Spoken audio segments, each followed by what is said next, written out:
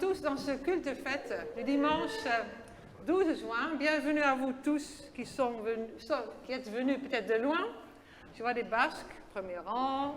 Je vois des personnes de Paris. Je vois des personnes que je ne connais pas. Donc vous êtes très très nombreux à être venus peut-être pour la première fois. Il y a les paroisses qui sont là avec leur chorale. Bienvenue à vous.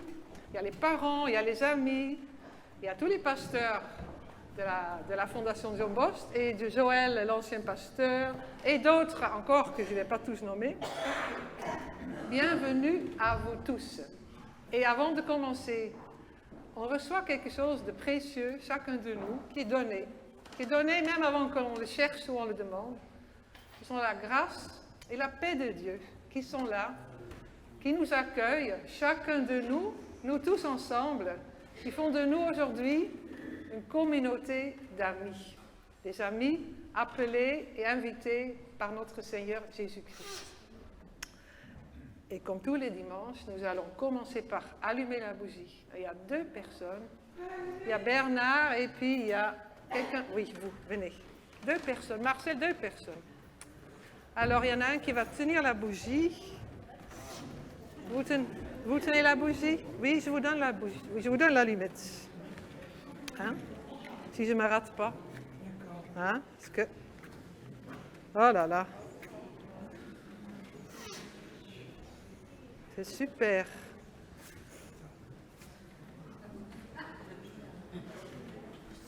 Il y a un moment où je peux caser qu'il y a une fourgonnette.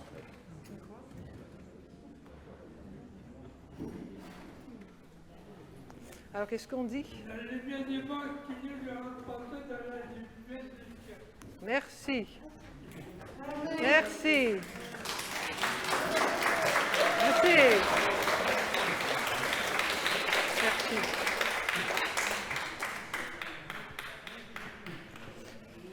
Et alors, on va commencer par écouter la chorale avec un chant de l'Europe de l'Est.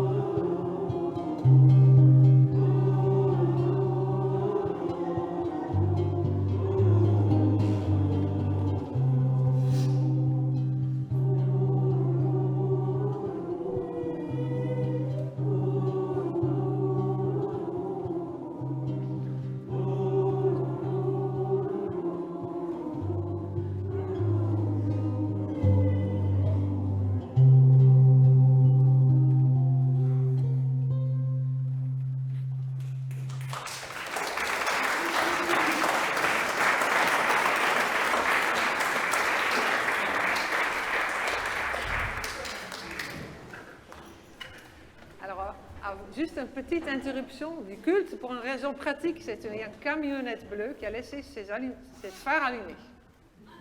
Certainement une camionnette de la Fondation, donc voilà. Et on va continuer avec la louange, et peut-être que Yannick, vous venez faire les signes avec nous, parce que louer Dieu, ça va avec un geste. Comment on loue Dieu? Peut-être on pourrait tout simplement ouvrir les mains vers le haut. Donc on va leur montrer. Louer Dieu, dire merci à Dieu. Parce que Seigneur, il y a tellement de raisons de dire merci. Pour le temps que nous nous consacrons les uns aux autres. Seigneur, il y a tellement de raisons de dire merci. Pour les rencontres de chaque jour. Seigneur, il y a tellement de raisons de dire merci. Pour les hauts et les bas que nous vivons tous les jours avec nos amis. Seigneur, il y a tellement de raisons de dire merci. Pour les amis qui nous valorisent. Seigneur, il y a tellement de raisons de dire merci. Pour les personnes dont l'optimisme et l'enthousiasme sont contagieux et rayonnent de joie. Oui, Seigneur, il y a tellement de raisons de dire merci. Pour toutes les personnes avec lesquelles et dans lesquelles nous ressentons ta présence, Seigneur. Et on dit tous ensemble, Amen. Amen. Et on va chanter, je louerai l'Éternel. On va demander ça.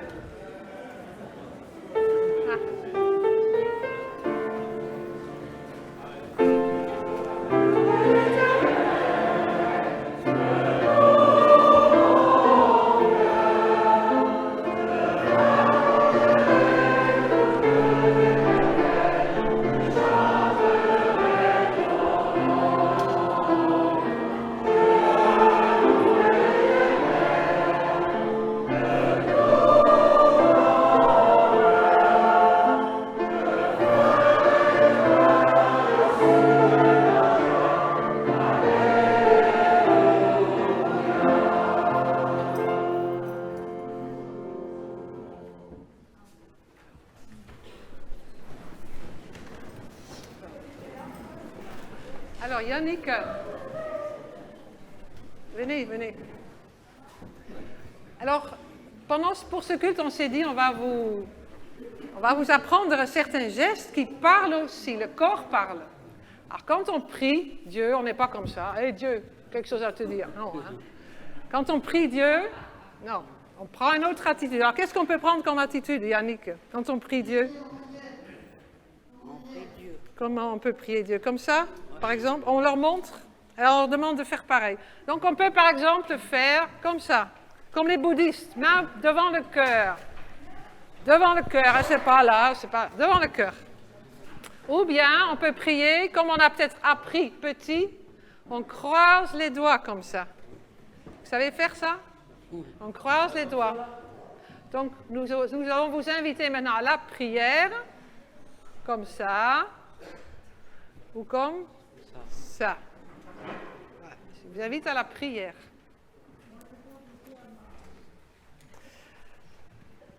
Notre Dieu, nous te prions. Nous te prions tel que nous sommes, avec toutes nos contradictions. Je te parle et je te laisse tomber.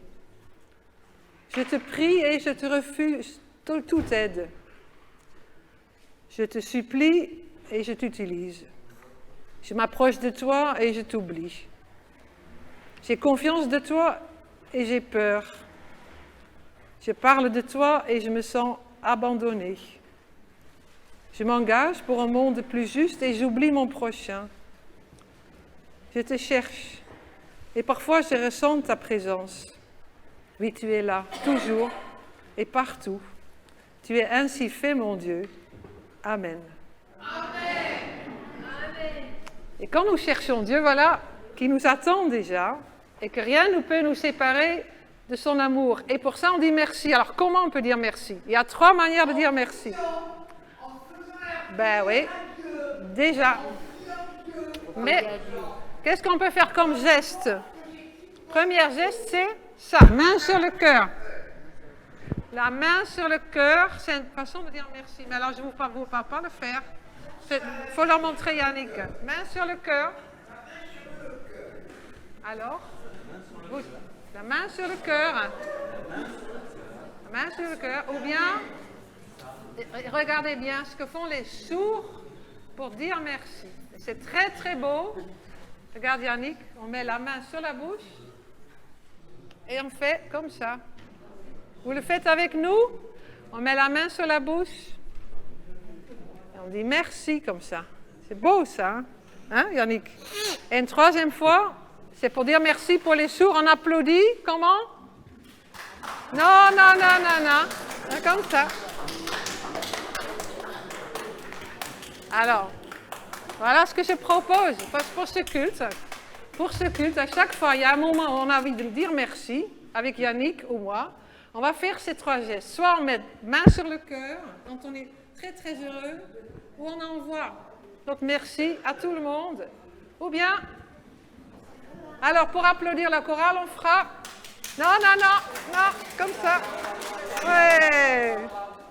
Voilà ce qu'on fera pour ce culte. Et pour dire merci à Dieu pour son pardon, pour son amour, pour sa présence, pour le fait d'être ensemble, on dit merci à Dieu. Voilà. Et on chante, on chante. On chante. On chante, toi qui disposes les trois strophes.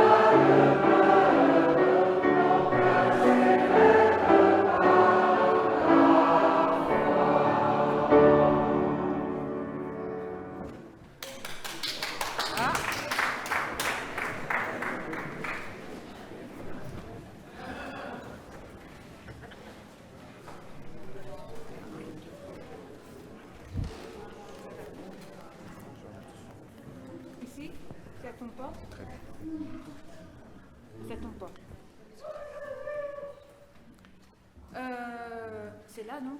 Oui, très bien.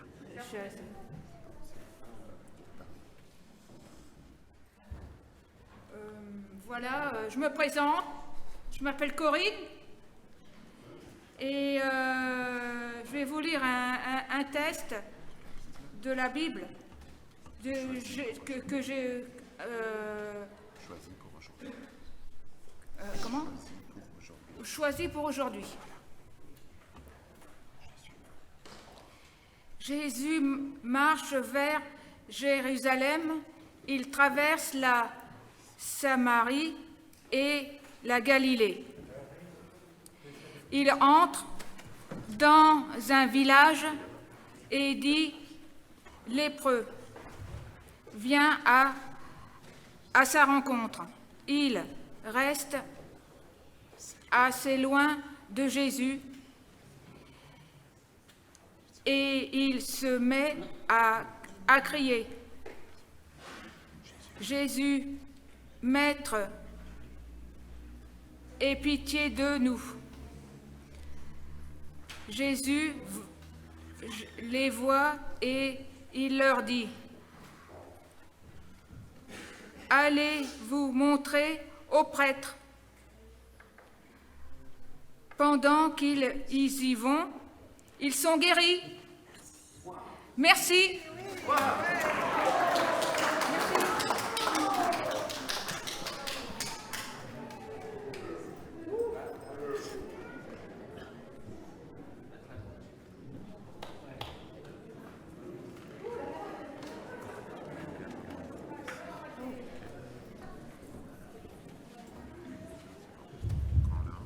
Quand l'un d'eux voit qu'il est guéri, il revient et, à pleine voix, il dit « Gloire à Dieu !» Il se jette aux pieds de Jésus, le front contre le sol, et il le remercie. Cet homme est un Samaritain. Alors Jésus dit « Tous les 10 ont été guéris, et les 9 autres, où sont-ils? Parmi eux tous, personne n'est revenu pour dire gloire à Dieu. Il n'y a que cet étranger. Et Jésus dit au Samaritain, lève-toi, va, ta foi t'a sauvé. Merci.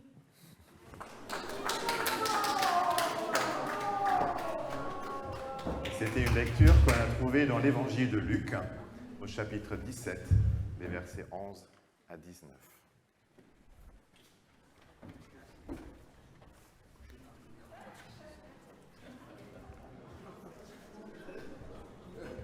En fait, cette histoire que vous avez entendue, eh ben, c'est un peu la mienne.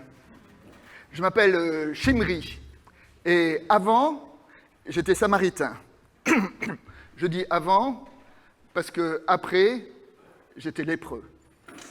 Alors vous savez, la lèpre, c'est une maladie qui commence à vous tuer les nerfs au bout des extrémités.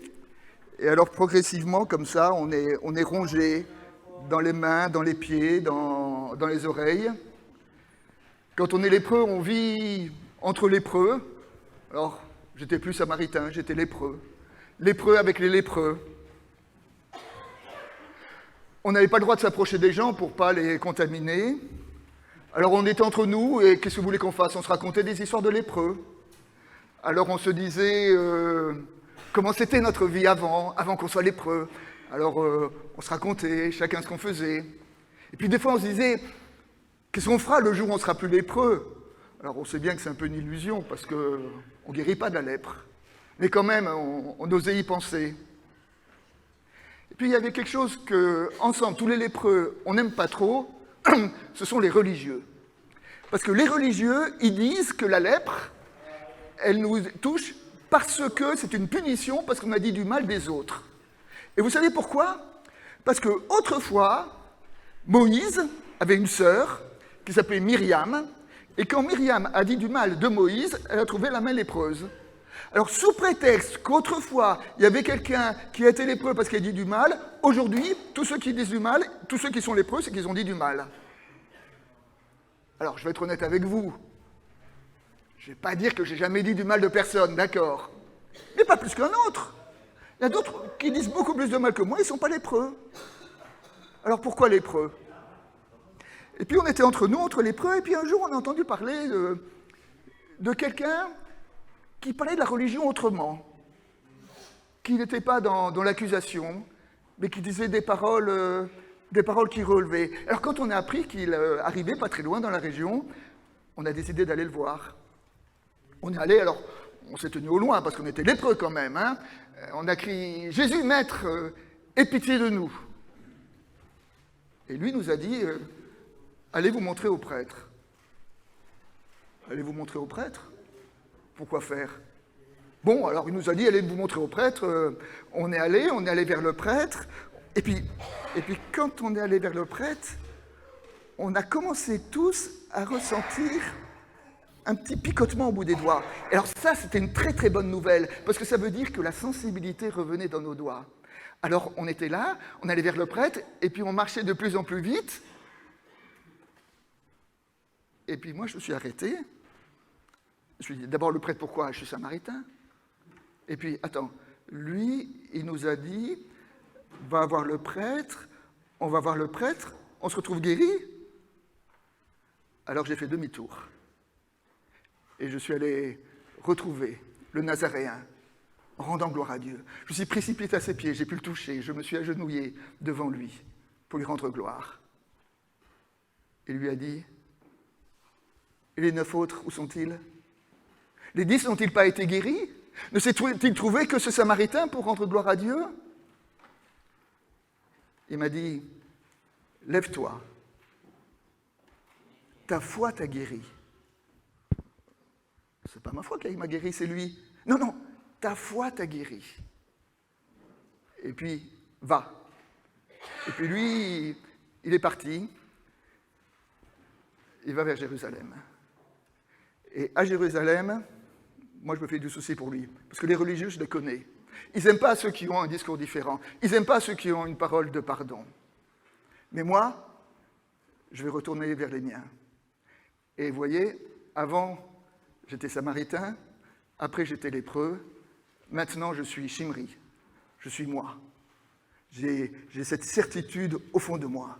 Je sais qui je suis. Alors, vous tous qui êtes là, je souhaite à personne d'être lépreux comme je l'ai été. Mais je vous souhaite à tous d'avoir au fond du cœur cette lumière qui est maintenant en moi.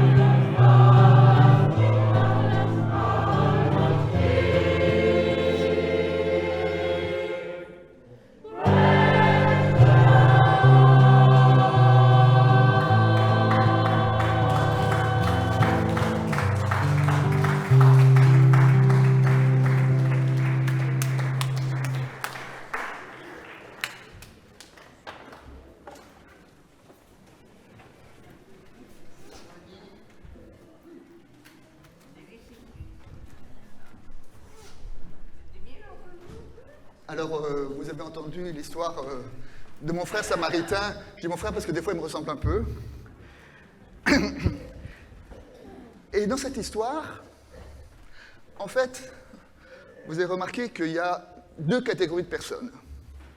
Il y a 9 lépreux d'un côté et 1 lépreux de l'autre. Ils ont tous été guéris, mais ils n'ont pas tous vécu leur guérison de la même façon. Les 9 premiers, ils ont été guéris parce qu'ils ont été malins. Ils ont été intelligents. Ils ont su s'adresser à la bonne personne. Ils ont su obéir à ce qui leur était dit. Ils ont été sages. Ils ont été obéissants. Ils méritent leur guérison. Le 10e, qui est retourné voir Jésus, à celui-là, et à celui-là seul, il a été dit, ta foi t'a guéri. Ben, les 10 ont été guéris. 9 ont été guéris parce qu'ils ont eu un coup de chance, ou parce qu'ils ont su s'adresser à la bonne personne, et 1 a été guéri par la foi. Et celui qui a été guéri par la foi, c'est qui? C'est celui qui a été capable de rendre grâce. C'est celui qui a rendu grâce à Dieu. Et dans ce texte-là, la définition de la foi, c'est la capacité de rendre grâce pour ce qu'il y a de beau et de bon dans une histoire. Nous tous qui sommes là, si nous sommes vivants, c'est que nous avons été guéris. Tous nous avons été malades un jour ou l'autre dans notre existence. Et tous nous avons été guéris. Qu'avons-nous fait de nos guérisons? Est-ce que nous disons que nous avons été guéris parce que nous avons eu l'intelligence de nous adresser au bon chirurgien, de bien prendre nos médicaments, parce qu'on a été raisonnable, parce qu'on a bien attaché notre ceinture de sécurité, parce qu'on n'a pas fumé, parce qu'on n'a pas mangé trop de sucre? Ou est-ce que nous avons... Alors ça, nous avons été guéris par notre intelligence, par notre sagesse. Mais si nous avons rendu grâce pour notre guérison, alors nous avons été guéris par la foi. Et parce que nous avons rendu grâce, et parce que nous avons été guéris par la foi, alors nous pouvons après prendre les bons médicaments, mettre sa ceinture de sécurité et pas manger trop de sucre. Mais vous voyez, mais parce que nous avons rendu grâce. Et vous voyez comment l'action de grâce est vraiment première dans la foi. Et de cela, on peut s'inspirer dans le judaïsme. Vous savez que dans la spiritualité du judaïsme, toute la journée du fidèle est ponctuée de petites prières qui commencent toutes par la même formule, c'est Baruch Ata Adonai, béni sois-tu Seigneur, et béni sois-tu Seigneur pour tout ce qui se passe dans la journée. Alors, le matin, on se lève, on va à la fenêtre de notre chambre, petit moment d'angoisse, on ouvre les volets, oh, le soleil s'est levé ce matin, béni sois-tu Seigneur. Comme ça. Béni sois-tu Seigneur. Comme ça. Hein? Ensuite, au pied de notre lit, on trouve des vêtements. Béni sois-tu Seigneur pour ces vêtements. Après, avant les vêtements, on va faire notre toilette. On passe sous la douche, on appuie sur le robinet, il y a l'eau qui tombe. Béni sois-tu Seigneur pour la douche et pour le robinet. On arrive au petit déjeuner. Il y a du pain, il y a du café. Béni sois-tu Seigneur pour le pain. Et même, on va aux toilettes. On va aux toilettes. Béni sois-tu Seigneur parce que je peux me vider des impuretés qui sont en moi. On rencontre un ami.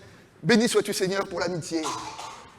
Le soleil brille. Béni sois-tu Seigneur pour le soleil. La pluie tombe. Béni sois-tu Seigneur pour la pluie qui féconde la terre. Et toute la journée, ainsi, est ponctuée de petites phrases qui rendent grâce à Dieu. Et il y a un apologue qui dit... Après tout, quand j'ai réfléchi, Adam, le premier homme, pour avoir son pain, il a dû labourer le champ, il a dû semer, il a dû arroser, il a dû attendre que les pipes poussent, il a dû moissonner, il a dû moudre les grains, la transformer en fine fleur de farine, il a dû prendre sa farine, il a dû la pétrir, il a dû le mettre au four. Et moi, ce matin, j'ai le pain qui est là sur ma table, et je ne serai pas reconnaissant. Alors, vous savez, cette compréhension de l'action de grâce au fondement de la foi trouve sa justification une illustration dans les psaumes. Dans le psaume 24, il y a un verset qui dit, le premier verset du psaume 24 qui dit, j'ai oublié mes lunettes, bon, je n'arrive pas à lire, mais je vais vous le dire. Le premier verset du psaume 24, il dit « La terre et tout ce qui appartient, et tout ce qu'elle contient, appartient au Seigneur. » La terre et tout ce qu'elle contient appartient au Seigneur. Mais alors, si tout ce qui est dans la terre appartient au Seigneur, ça veut dire que quand je consomme les biens de la terre, quand je respire l'air que je respire, quand je mange la nourriture que je mange, je consomme quelque chose qui ne m'appartient pas. Ça veut dire quoi? C'est que je suis un voleur. Si tout appartient au Seigneur, ce que je prends ne m'appartient pas, ce que je consomme ne m'appartient pas, donc je suis un voleur. Alors, heureusement pour nous, il y a un autre verset, dans le psaume 115. Et dans le psaume 115, il y a un verset qui dit « Les cieux sont les cieux de l'Éternel, mais il a donné la terre aux humains. » Alors les sages ont dit, alors qu'est-ce que ça veut dire? Est-ce que toute la terre lui appartient, ou est-ce qu'il a donné la terre aux humains? Et ils ont répondu, eh bien la différence entre le premier et le deuxième verset, c'est l'action de grâce. Il dit, tout appartient au Seigneur, mais quand nous rendons grâce pour ce que nous faisons, il s'opère un transfert de propriété, et à ce moment-là, tout nous est donné. Autrement dit, chaque fois que vous respirez sans rendre grâce, vous êtes des voleurs. Si vous respirez en rendant grâce, tout vous appartient. L'action de grâce, vous voyez, est voilà, ce qui nous fait vivre. Et tout ce qui relève de notre vie de foi. Quand j'étais enfant, un jour, je devais avoir 3-4 ans, il y a mon papa qui m'a appelé et qui m'a dit « Antoine, tu sais, quand on te donne quelque chose, il faut que tu dises merci. » Je vais vous dire, je m'en souviens parce que pendant quelques mois ou quelques années, moi je croyais que c'était mon papa qui avait inventé le merci. Et que quand tout le monde disait merci, j'ai dit « Waouh, mon papa il est fort, il a donné le merci à tout le monde. » Mais pourquoi est-ce que nous apprenons à dire merci à nos enfants? Pourquoi est-ce que nous apprenons la politesse à nos enfants? Nous apprenons à dire merci pour essayer d'éveiller en eux le sens de l'autre, pour essayer de leur faire comprendre qu'ils ne sont pas le centre du monde, qu'ils sont au bénéfice de tous ceux qui sont autour de lui. Eh bien, ce que nous enseignons à nos enfants, pourquoi ne le vivons pas nous-mêmes? Et d'une certaine manière, si nous apprenons à nos enfants à dire merci pour leur apprendre le sens de l'autre, alors nous devons, nous, apprendre la louange et la reconnaissance pour cultiver en nous le sens de Dieu. Vous savez, quand j'étais adolescent, à un moment, j'ai eu une maladie un peu grave là, qui fait que je suis resté alité pendant un peu plus d'1 mois. Pendant 1 mois, je suis resté couché. Et puis au bout d'1 mois, j'ai commencé à guérir et j'ai pu me lever. Et quand je me suis levé, j'ai posé le pas par terre, le premier pas par terre depuis 1 mois. Et ce pas-là, pour moi, il était plus important que le premier pas de l'homme qui a marché sur la Lune. Eh bien, il faut que je confesse aujourd'hui devant vous mon péché. Ce matin, quand je me suis levé et que j'ai posé le pas par terre, j'ai oublié de considérer que c'était aussi important que le premier pas de l'homme sur la Lune. J'aime bien cette expression du pape François. Le pape François définit la foi comme étant la lutte contre la dégradation de l'étonnement. C'est pas joli, ça, hein? Eh bien, apprenons, cultivons en nous la reconnaissance pour lutter contre la dégradation de l'étonnement et de l'émerveillement. Cette compréhension de la foi, je voudrais donner 2 illustrations bibliques qui sur cette compréhension de la foi. 2 illustrations d'un apôtre Paul. La première illustration, c'est dans l'Épître aux Corinthiens. Alors, quelques paroles de contexte. Paul est allé à Corinthe, il a créé une église, il est resté 18 mois à Corinthe. Au bout de 18 mois, il a confié l'église à des anciens, et puis il est parti pour fonder d'autres églises. Et puis Paul a eu des informations, des lettres, des messagers qui lui ont dit que l'église de Corinthe qu'il avait créée, il y avait quelques problèmes. Alors, il y a des problèmes de division. Dans l'église de Corinthe, il y a des gens qui disent « moi je suis pour Paul », d'autres qui disent « moi je suis pour Pierre »,« moi je suis pour Apollos ». Évidemment, il y en a d'autres qui disent « moi je suis pour Jésus ». Alors, il y avait des divisions dans l'église. Dans l'église de Corinthe, il y avait des gens qui se faisaient des procès entre eux à l'intérieur de l'église de Corinthe. Dans l'église de Corinthe, il y avait un cas de débauche dont Paul dit que même à l'extérieur, on n'en fait pas des aussi graves. À l'extérieur, c'est Corinthe, une ville portuaire qui était connue justement pour sa capacité à la débauche. Dans l'église de Corinthe, quand ils partageaient le repas du Seigneur, il y a certains qui buvaient au point qu'ils étaient un petit peu ivres, alors que d'autres avaient faim. Dans l'église de Corinthe, l'autorité de l'apôtre était contestée. Dans l'église de Corinthe, il y avait même certains qui ne croyaient pas à la résurrection. Donc, vous voyez, Paul apprend des nouvelles un peu quand même inquiétantes sur l'église de Corinthe. Alors, il dit, je vais écrire à cette église. Il va écrire la première épître aux Corinthiens. Alors, je l'imagine assis à sa table de travail en se disant, bon, par quoi commencer ? Comment être ferme tout en étant compatissant, comment dire les choses en vérité tout en étant entendu. Donc il était là en train de mélanger par quoi je commence par le plus grave, je commence par le moins grave. Soudain il s'arrête. Il a oublié l'essentiel.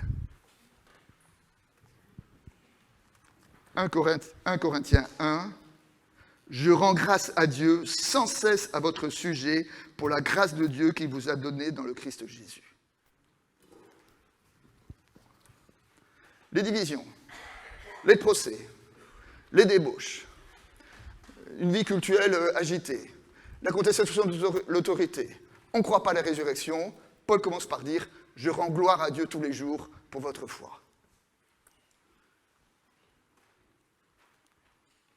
Deuxième exemple, dans l'Épître aux Romains. Dans les églises qu'il a fondées, Paul était vraiment pour une église inclusive, c'est-à-dire une église qui comportait en son sein à la fois des chrétiens d'origine juive et des chrétiens d'origine grecque. Des chrétiens qui, depuis qu'ils étaient tout petits, étaient habitués à respecter les lois, et notamment les codes alimentaires, et des chrétiens qui n'avaient pas ces contraintes-là. Et alors, dans les églises de Paul, une question se posait. Quand on fait des repas de paroisse, est-ce qu'on a le droit de manger du jambon ? Alors, le jambon, à cette époque-là, c'était les viandes sacrifiées aux idoles. On a le droit ou on n'a pas le droit ? Et on voit bien que ceux qui étaient d'origine juive avaient plutôt de dire « moi, j'ai jamais mangé de jambon ». Ceux qui étaient d'origine grecque en disant « moi, j'ai toujours mangé du jambon ». Alors, il y avait un débat. Et Paul, donc, se trouve confronté à cette question pastorale. Et il traite de cette question. Cette question était assez importante au point qu'il la traite dans deux épîtres, dans l'épître aux Romains et dans l'épître aux Corinthiens. Et dans l'épître aux Romains, voici la réponse de Paul. Celui qui mange de tout le fait pour le Seigneur, en effet, il rend grâce à Dieu. Et celui qui ne mange pas de tout, il le fait pour le Seigneur, en effet, il rend grâce à Dieu. C'est que vous voyez que Paul déplace la question, et la question n'est plus « est-ce que j'ai le droit ou est-ce que je n'ai pas le droit de manger ?» La question c'est « est-ce que je peux rendre grâce à Dieu pour ce que je fais ?» Et si je peux rendre grâce à Dieu pour ce que je fais, alors personne ne peut m'empêcher de faire ce que je fais.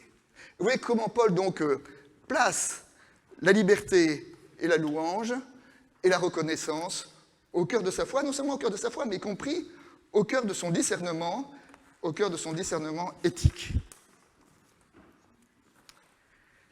Et je voudrais terminer en étant un peu plus grave, en disant, ok, rendre gloire à Dieu quand il y a des occasions de rendre gloire à Dieu, c'est bien. Mais comment rendre gloire à Dieu quand c'est le grand malheur ? Comment rendre gloire à Dieu quand on a du mal à trouver des occasions de rendre gloire à Dieu ? Et là, je voudrais encore une fois me tourner dans la spiritualité du judaïsme. Et dans la spiritualité du judaïsme, quand un grand malheur arrive dessus, on prononce une prière, et ça s'appelle la prière du Kaddish. Alors moi, j'ai commencé à entendre parler de la prière du Kaddish en lisant des romans, les romans de Elie Wiesel, de Isaac Singer, et je voyais que quand il y avait un mort ou quand il y avait un malheur, les gens prononçaient le Kaddish sans savoir ce que c'était que le Kaddish. Et donc, dans mon imagination, je me suis dit, le Kaddish, c'est la prière qui est prononcée au moment du grand malheur. C'est une prière qui dit Dieu est auprès de ceux qui ont le cœur éprouvé, qui ont l'esprit brisé, Dieu te porte dans ton épreuve.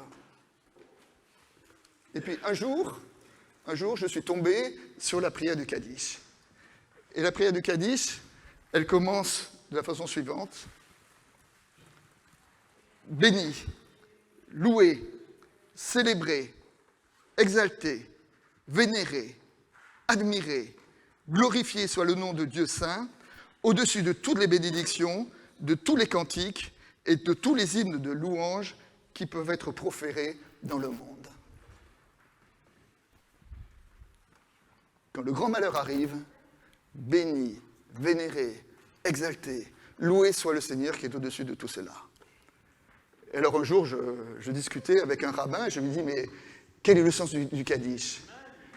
Et il me disait, le sens du Kaddish, c'est pour éviter justement à se laisser écraser par le grand malheur. C'est faire une percée de lumière qui nous dit, notre monde ne se réduit pas à ce que je vis. Et cette prière vénérée, louée, exaltée soit le nom du Seigneur, elle se dit quand il y a un grand malheur qui arrive. Cette prière a été dite dans les camps de concentration.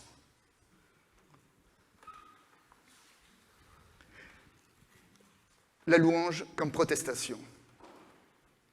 Et alors, je me rappelle que nous, qui portons le beau nom de protestants, je sais que protestant, aujourd'hui, protester, ça veut dire râler un peu, hein. Mais étymologiquement, protester, c'est-à-dire tester pour. Et être protestant, c'est protester, c'est attester pour la gloire de Dieu. C'est attester de la louange du Seigneur. C'est pouvoir dire ensemble, Soli Deo Gloria, à Dieu seul la gloire. Amen. Amen.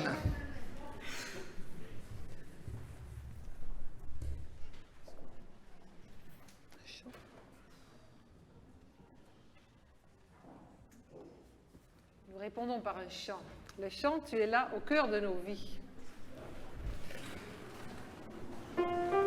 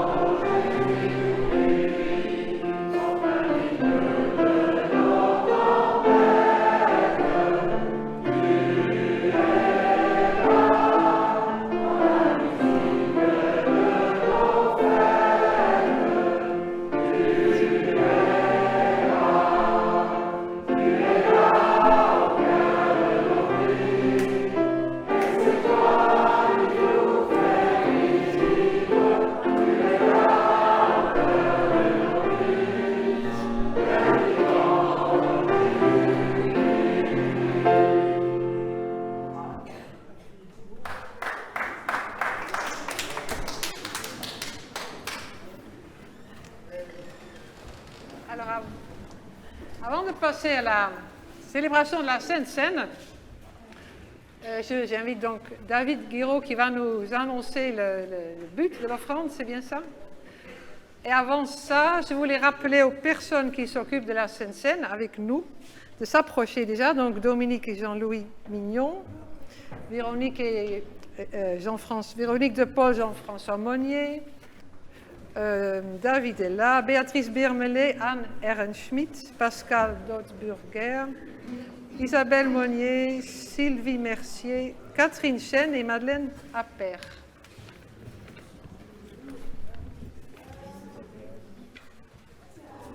Bien. Comme l'a dit le pasteur Antoine Nuis, rendons grâce et ayons le don joyeux et le don généreux, comme l'a rappelé notre trésorier hier. Vous savez que le don, la collecte de chaque culte est affectée à un projet de la Fondation.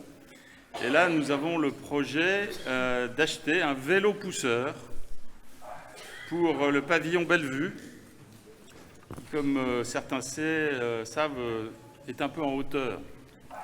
Donc c'est bien qu'il y ait un vélo qui pousse et qui va aider à pousser les résidents. C'est un vélo avec 3 roues et on peut mettre donc le résident devant. Et ça va permettre à la personne qui sera, le résident qui en bénéficiera, enfin qui sera dessus, d'élargir sa vision du monde et de la vie. Voilà, donc ayez le don joyeux et généreux.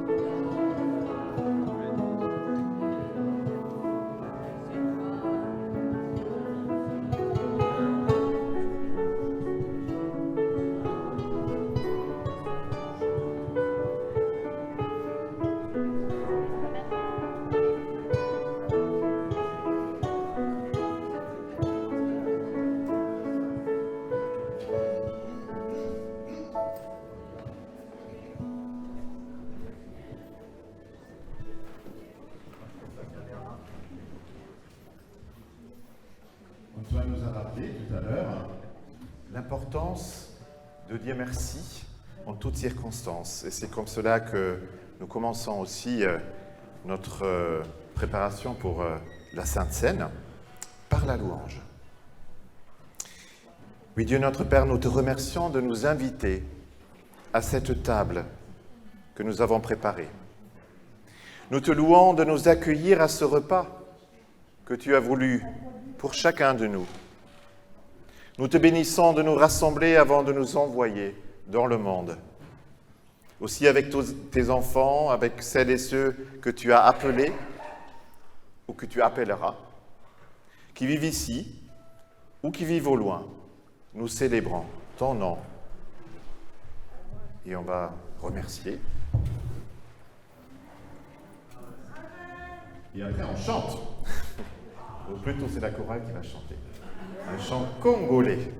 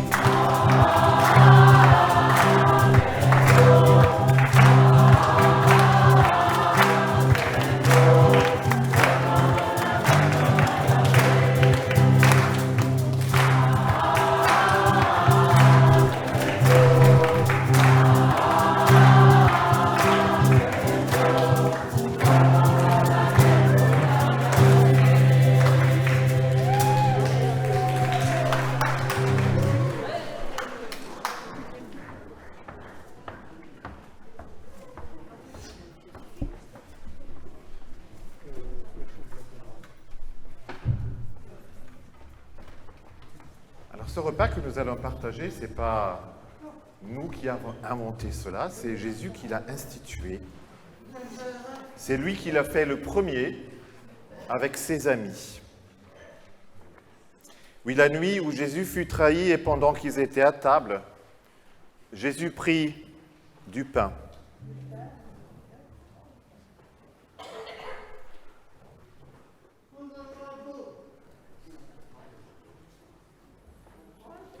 Et il le rompit. Il le donna à ses disciples en disant « C'est mon corps, il est rompu pour vous. Faites ceci en mémoire de moi. » Et plus tard, à la fin du repas, il prit une coupe et dit ceci, « Ceci est la coupe de la nouvelle alliance avec Dieu, rendue possible grâce à ma mort. Buvez-en tous en mémoire de moi. » C'est pourquoi nous reprenons maintenant les gestes de Jésus. Nous prenons ce pain et ce vin, éléments de notre quotidien que Jésus veut rendre particulier.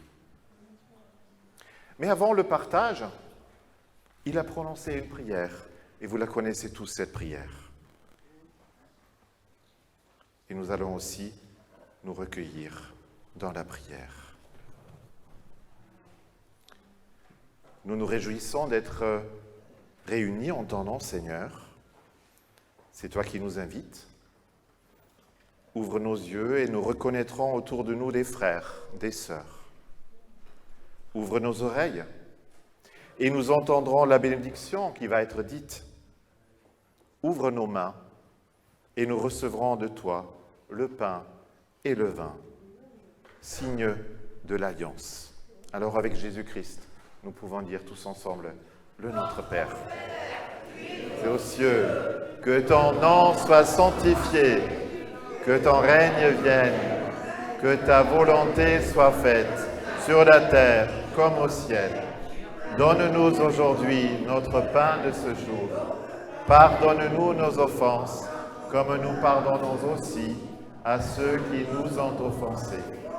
Et ne nous laisse pas entrer en tentation, mais délivre-nous du mal, car c'est à toi qu'appartiennent le règne, la puissance et la gloire, pour les siècles des siècles. Amen.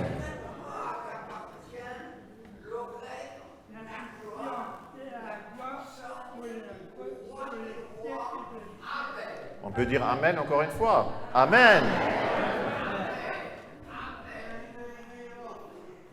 Voilà le pain.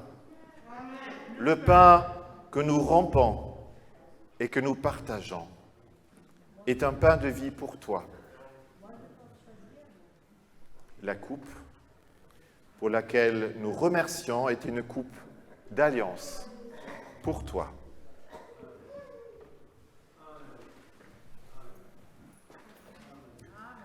Alors voici la table, non celle de l'Église, mais celle du Seigneur. Elle est dressée pour ceux qui l'aiment et qui veulent l'aimer plus encore. Alors viens, toi qui as beaucoup de foi, et toi qui en as peu. Toi qui as souvent été ici, et toi qui n'es plus venu depuis longtemps. Toi qui as essayé de le suivre, et toi qui n'y es pas arrivé. Viens, ce n'est pas moi qui invite, c'est notre Seigneur qui nous invite tous. Que sa volonté et que ceux et celles qui le désirent le rencontrent ici. Alors que celles et ceux qui reconnaissent en Jésus-Christ le Seigneur partagent maintenant son repas.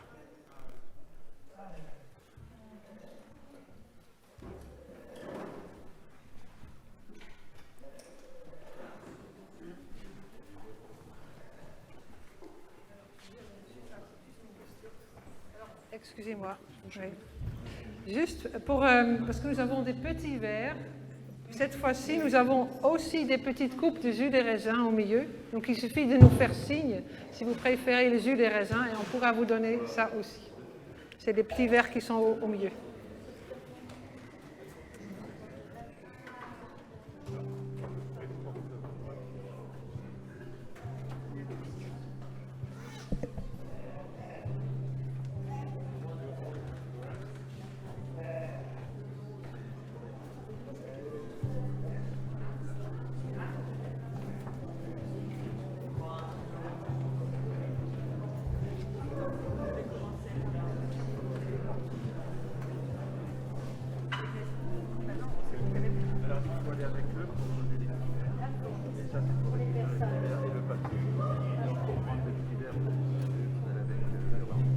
Some say love, it is a river that draws the thunder in. Some say love, it is a razor that is soon to bleed. Some say love.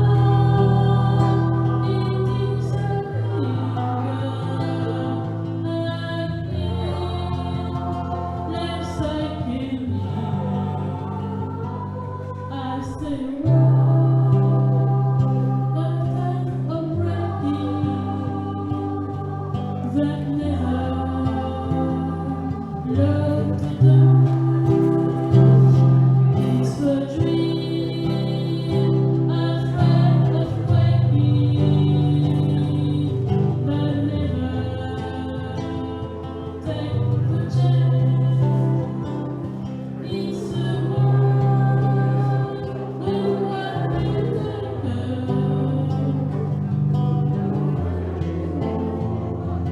take the chance. It's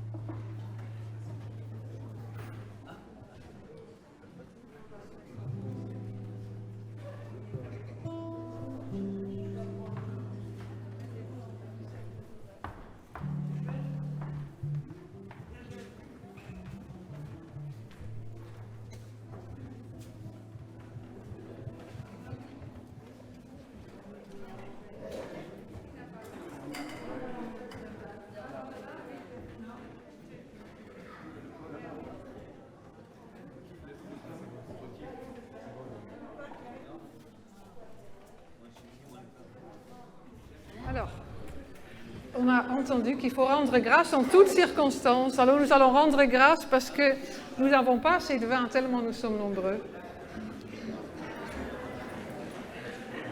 Merci Seigneur d'être si nombreux à ce culte que même les 150 verres qu'on pensait largement suffisants n'ont pas été suffisants. Merci Seigneur.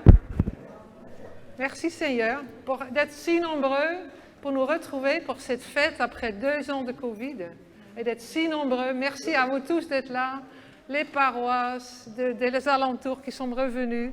Je suis désolée que vous n'ayez pas de vin, ni de jus de raisin, parce que nous sommes trop nombreux, mais c'est merveilleux. Merci Seigneur. Alléluia. Oui.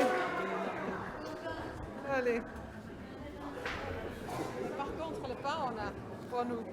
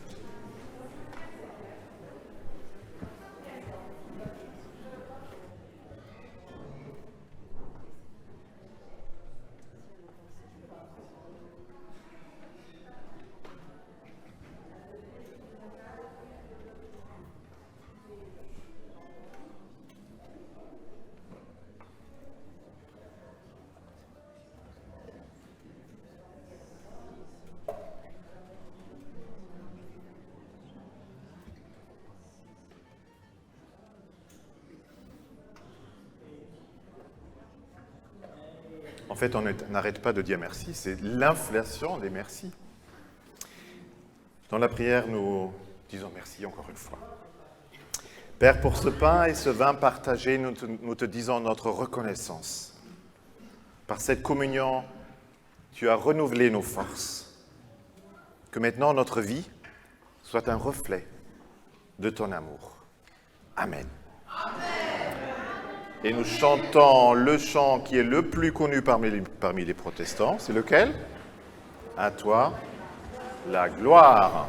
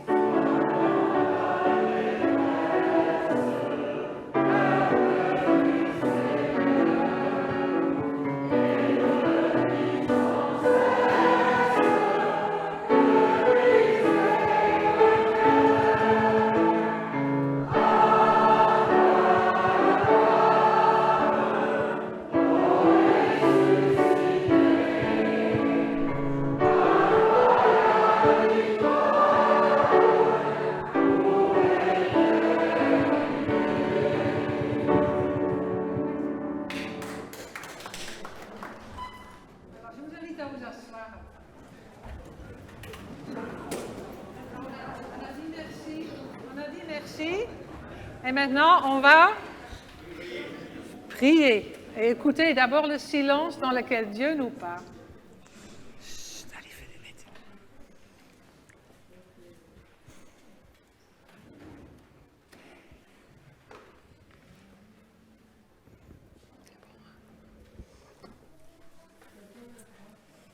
Seigneur, donne-moi de voir les choses à faire sans oublier les personnes à aimer et de voir les personnes à aimer sans oublier les choses à faire. Donne-moi de voir les vrais besoins des autres. Seigneur, aide-moi. Je ne veux pas agir à la place des autres. Je ne veux pas répondre à la place des autres. Je ne veux pas décider à la place des autres. Je ne veux pas prendre mes désirs pour les désirs des autres. Je veux comprendre les désirs des autres quand ils sont différents des miens. Seigneur, donne-moi de voir ce que tu attends de moi parmi les autres sur la terre. Fais que je sois sûre qu'on ne fait pas le bonheur des autres sans eux. Nous te prions dans notre prière aujourd'hui pour tous ceux qui comptent, pour nous. Nous te prions pour nos familles, nos amis, surtout pour ceux et celles qui ne sont pas là, qui n'ont pas pu venir, qui sont peut-être malades, ou seuls dans leur chambre, ou trop fatigués, ou loin, tout simplement. Merci Seigneur, parce que sur la liste, il n'y a personne d'hospitalisé cette semaine. Donc nous n'avons pas une liste de personnes à l'hôpital à qui nous pensons, mais nous pensons à tous ceux et celles qui ont besoin de notre prière.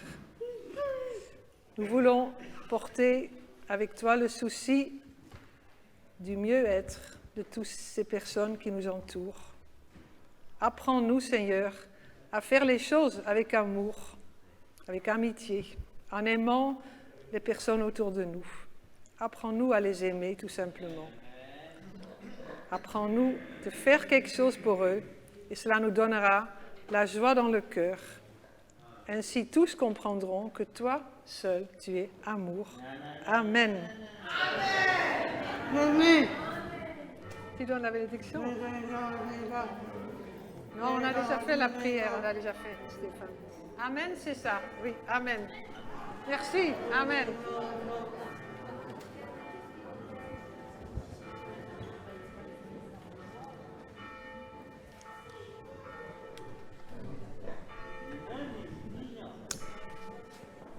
Bénis soient les hommes qui sont bons, la main qui reste ouverte, la bouche qui ne trahit pas, l'ami sur lequel on peut s'appuyer. Bénis soient les miséricordieux, ceux qui sont doux et accueillants. Bénis soient ceux qui se gardent, se consolent, se portent et se supportent. Bénis soit la femme pour l'homme et l'homme pour la femme, et les vieux pour les jeunes, et le fort pour le faible. Béni soit celui qui sait ce qui est bien et ce qui est mal, qui choisit avec justesse, ne cédant à aucun pouvoir et n'ayant peur de personne. J'invite ceux qui le peuvent à se lever pour recevoir maintenant la bénédiction de la part de Dieu.